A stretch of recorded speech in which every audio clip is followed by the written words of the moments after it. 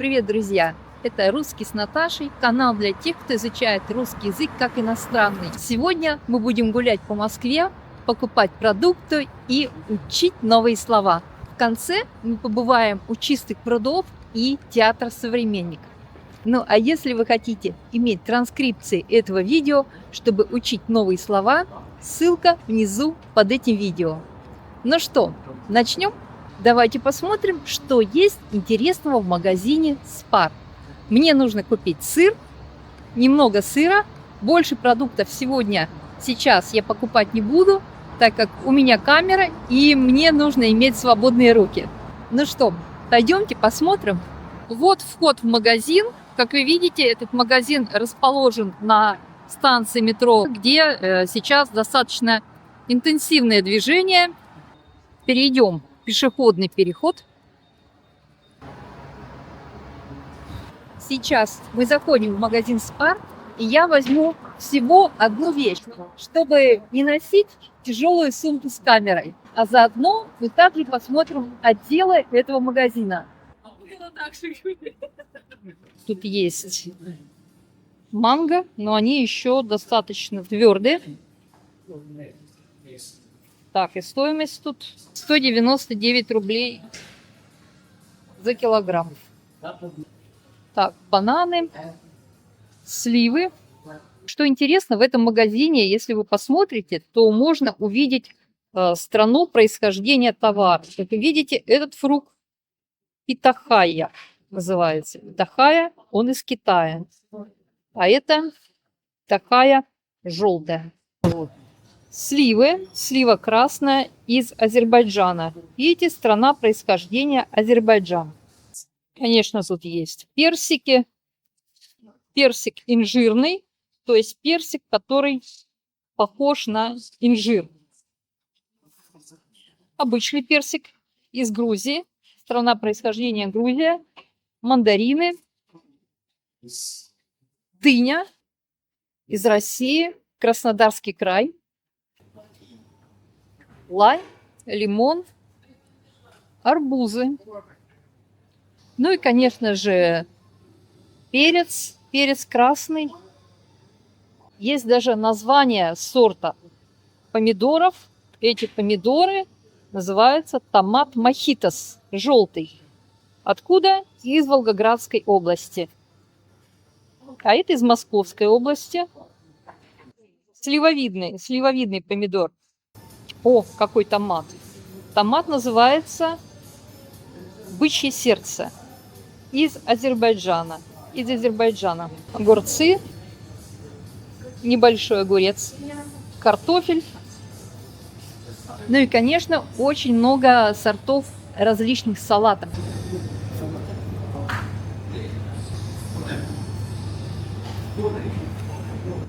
Много зелени, петрушка, укроп. Обычная капуста белокочанная. А вот это у нас полка с соленьями. Давайте посмотрим, что тут есть. Морковь по-корейски. Капуста шинкованная. Как мы называем, кислая капуста. Кислая капуста. Также малосольные огурцы. Вот эта вещь очень популярна в России. Больше всего это малосольные огурцы, либо соленые огурцы и кислая капуста. Шампиньоны и различные грибы, уже лесные грибы. Вот этот сорт грибов называется опята. Ну что, друзья, двинемся дальше. Пойдем с вами в отдел, где продается сыр, так как мне нужно купить сыр. Так, какой сыр я хочу купить? Мне нужен сыр нежирный. Где-то 20% жирности. Такой бывает не всегда, но можно найти. Вот витрина с сырами. Мне нужен вот этот сыр, который называется очень интересно. Он называется Большой Куш. Двинемся дальше. Теперь у нас отдел, где продают хлеб, различные булочки, пирожные. Сыр я уже купила. Давайте посмотрим, что есть интересного еще. Булочки, хлеб, различные формы. Вот этот хлеб называется косичка. Как вы видите, это форма такой косы. Вот, видите? А это булочки. Это булочки круглые. Ну, а тут различная выпечка. Вот этот вид называется слойка. Это слойка с вишней, с вишневой начинкой. А это слойка у нас с сыром. Слойка с сыром. Вот это называется улитка. Видите, у нее такая форма улитки. А это ватрушка. Ватрушка с брусникой. В основном ватрушки идут чаще всего с творогом, но также могут добавляться и ягоды, как сейчас, например. В этом магазине есть большой отдел кулинарии, где вы можете также купить готовую еду, и люди из офисов пользуются этим. Они очень часто сюда приходят в обед, чтобы купить уже готовую еду и поесть. Также тут есть очень интересный отдел, где лепят пельмени.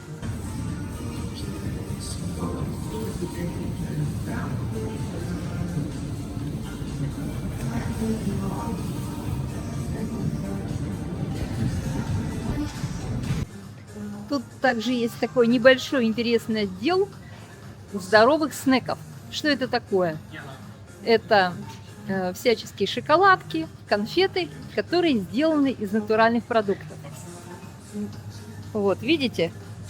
Часто вот такая форма, часто по-русски называется батончик. Батончик, батончик, манго-клубника. А вот это уже другой батончик. Это батончик протеиновый, из протеина. В целом сейчас такая еда, такие батончики пользуются достаточно большой популярностью, хотя они несколько порой и дороже, чем обычные шоколадки. Также очень много различного растительного молока. Вы знаете, сейчас многие предпочитают пить кофе с миндальным, либо с кокосовым молоком. Вот тут этого как раз очень много. Видите, есть соевый напиток со вкусом банана, со вкусом кокоса, а есть и миндальное молоко, а также овсяное молоко. Овсяное молоко. Из всех этих видов растительного молока я больше люблю миндальное молоко. А у вас какое самое любимое? Я взяла сыр и мармелад, упаковку мармелада. А теперь мы идем на кассу, чтобы расплатиться.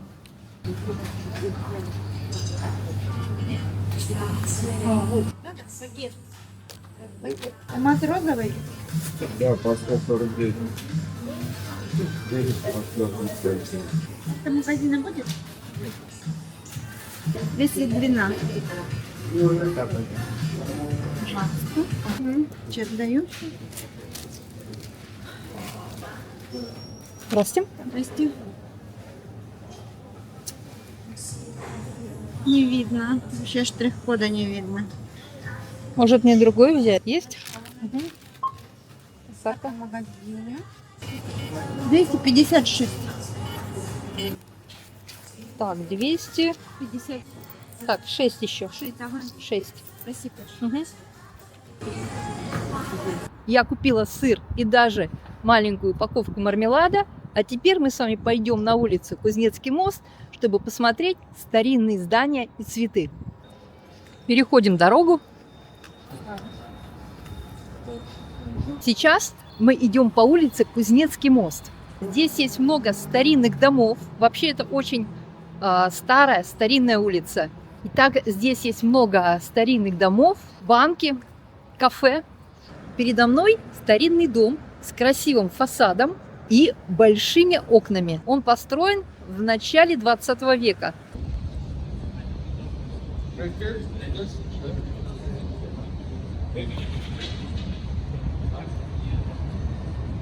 Как вы видите, на его фасаде есть много декоративных деталей. А если зайти в арку следующего дома, то можно увидеть белокаменные палаты, построенные в 17 веке. Перейдем дорогу. Вот эта арка, она за мной. На этой улице несколько арк, но если вы зайдете в эту, вы увидите это старинное здание. Оно там появляется неожиданно, потому что оно построено в 17 веке. Давайте зайдем.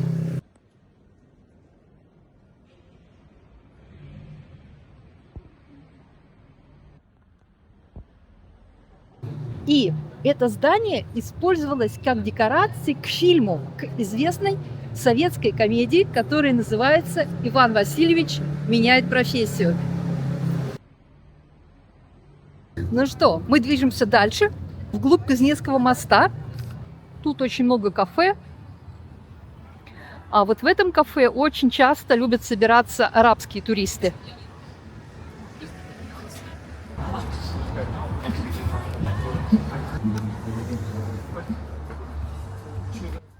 Видите, вот такая вот инсталляция для детей, которая была построена в рамках проекта «Лето в Москве» этим летом.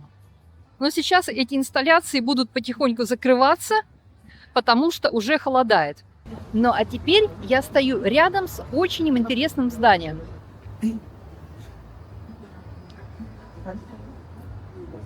Вот этот старинный дом, сейчас в нем находится банк. Как видите, это дом с колоннами. Он был построен в начале 20 века, и изначально это было здание Международного торгового банка. Ну и сейчас, в наши дни, там находится банк. Однако было время, когда на первом этаже вот этого здания находился даже ресторан с автоматическими буфетами. То есть посетитель мог туда прийти, и чтобы получить рюмку выбранного напитка, а там продавали вино, пиво, кофе, чай, нужно было в автомат положить монетку. Например, рюмка вина стоила 2 10-копеечные монетки. Чай и кофе стоили, конечно, дешевле. То есть этот ресторан поражал публику, заметьте, это было начало 20 века, своими автоматическими буфетами и полным отсутствием прислуги. Кроме того, в этих автоматах можно было купить закуску, пирожки, различные бутерброды, также всяческие горячие кушанья. Согласитесь, что для начала 20 века такое обслуживание, такой сервис – это прорыв.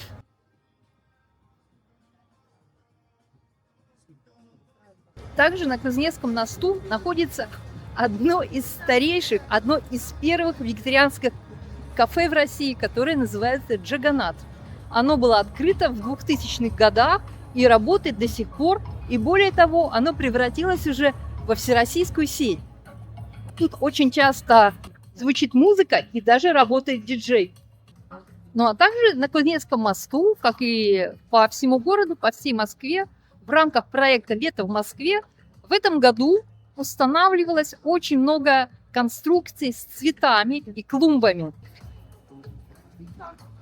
Как вы видите, тут очень много различных кустарников и цветов. Люди могут посидеть и отдохнуть. Надо сказать, что многие цветы уже отцвели. В середине лета тут было очень много роз. Сейчас роз и хризантем, конечно, уже намного меньше, их практически не видно. Но остались все равно ярко-зеленые кустарники. А в вашем городе летом садят цветы? И какие цветы вы любите больше всего в городе? Видите, люди часто приходят сюда, чтобы посидеть, отдохнуть. На Кузнецком мосту находится также очень много различных магазинов и брендов. Вот место, куда любят ходить российские, московские модницы. Киоск с мороженым, который уже закрыт и который работал все лето.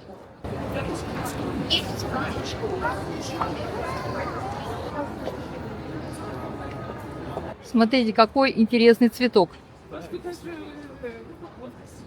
Просто прелесть.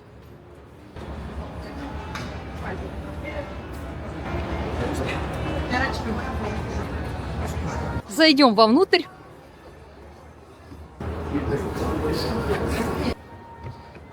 Но эта инсталляция будет еще стоять некоторое время в сентябре, и, очевидно, потом ее демонтируют. Жалко, что не будет цветов, но в то же время начнут готовить инсталляцию уже к зиме. А сейчас пока еще можно наслаждаться этой красотой.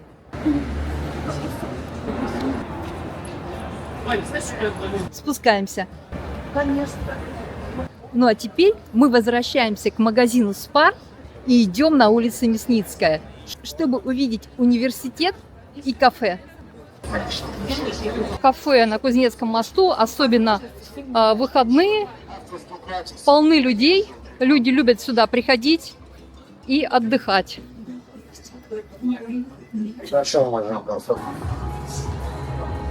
А это мы находимся рядом с метро Кузнецкий мост. Если зайти вот в эту арку, то будет метро Кузнецкий мост. А сверху вы видите такие фонарики. Вечером и ночью они очень красиво светятся.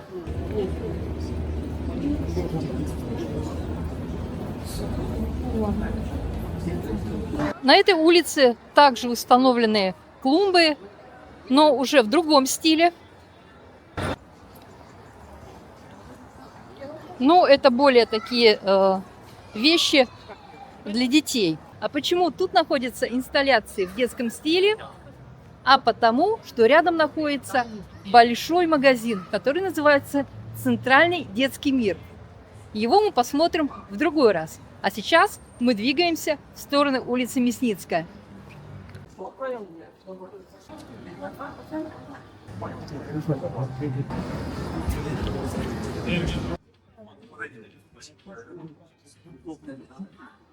Сегодня отличная погода и голубое, необыкновенно красивое небо.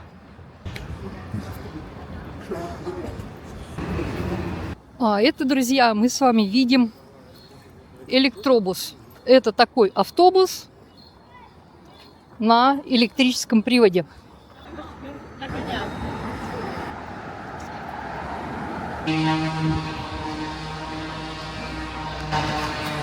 Мы приближаемся с вами к улице Мясницкая. И сейчас я расскажу, что интересного находится тут. Итак, мы идем по улице Мясницкой. Улица Мясницкая одна из стариннейших и старейших улиц Москвы. Здесь есть красивые старинные дома.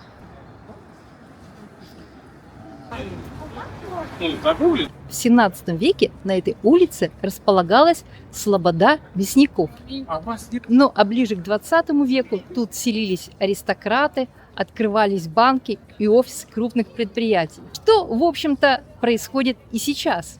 Но кроме банков и офисов на улице Мясницкой также находится одно из известнейших учебных заведений России – Высшая школа экономики.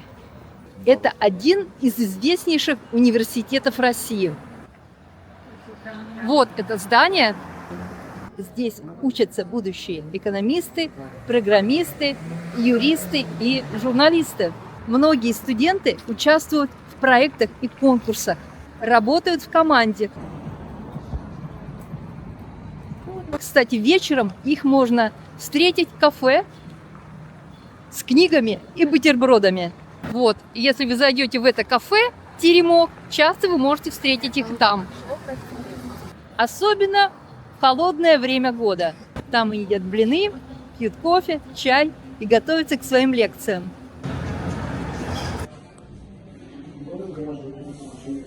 Вот также вход во второе здание этого университета.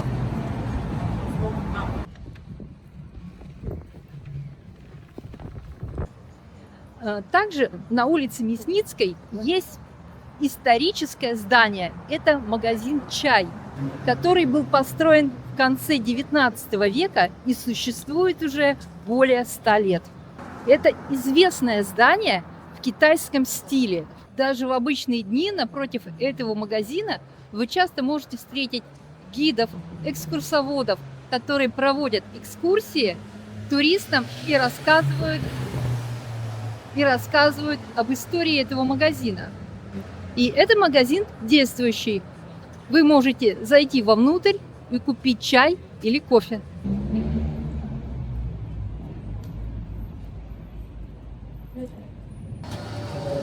Это еще один театр.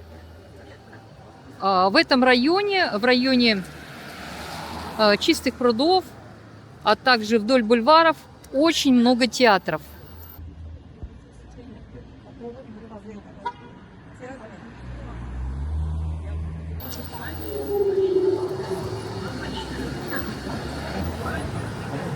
Друзья, ну а где вы любите гулять и учиться? Интересны ли вам старинные магазины и исторические факты? Ну а теперь продолжаем прогулку и идем к Чистым прудам, чтобы отдохнуть и посмотреть театр.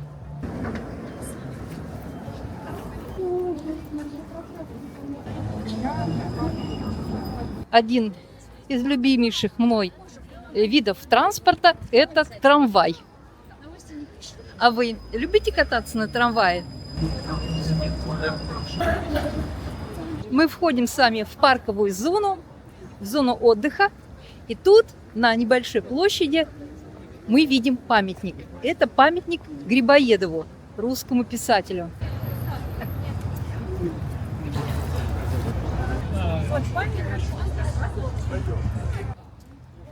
Тут вы видите фотографии различных актеров. Это известные, зачастую даже советские актеры, которые известны широкой публике. Ну а тут, друзья, это танцпол. Зачастую по выходным тут танцуют танцы, так как тут недалеко находится танцевальная школа, и она проводит уроки танцев, в которых вы можете поучаствовать. Танцуют бачату, различные латинские танцы, различные современные танцы. Ну и это, конечно, очень приятно. А сейчас тут развлекаются дети. Очень часто тут также продают цветы. Не подскажете, а сколько у вас букетик стоит? 300 рублей одна штучка. 300 рублей один цветок, да? Да. А в букете можно набрать, да? Да. 5 штук. Спасибо. Прекрасно. Да, красиво. А это подсолнухи, да? Да. Подсолнухи. Спасибо.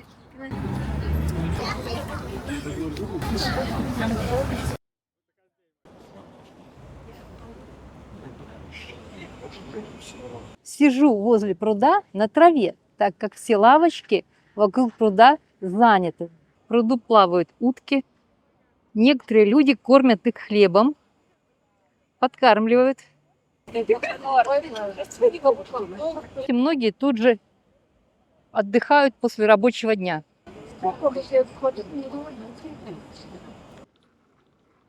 А рядом, сзади меня, находится театр «Современник». Здесь проходят спектакли.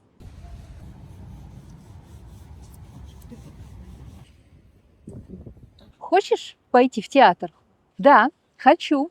А какой сегодня спектакль? Сегодня тут современная пьеса. Билеты стоят недорого.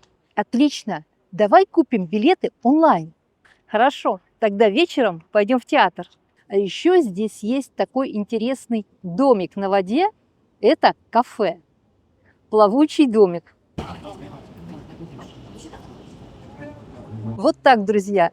Возле Чистых прудов можно не только гулять, но и планировать поход в театр. Ну а теперь подведем итоги. Сегодня мы купили сыр, посмотрели отделы в магазине «Спар», пельмени и вареники, прогулялись по Кузнецкому мосту с цветами и старинными домами, прошлись по Мясницкой улице с историческими фактами и закончили у Чистых прудов с театром и кафе на воде. Друзья, ну а если вы хотите иметь транскрипцию этого видео, чтобы лучше понимать русский язык, ссылка в описании. Ставьте лайк, подписывайтесь на Russian with Natasha и включайте колокольчик. А я с вами прощаюсь. До встречи в следующем видео. Пока!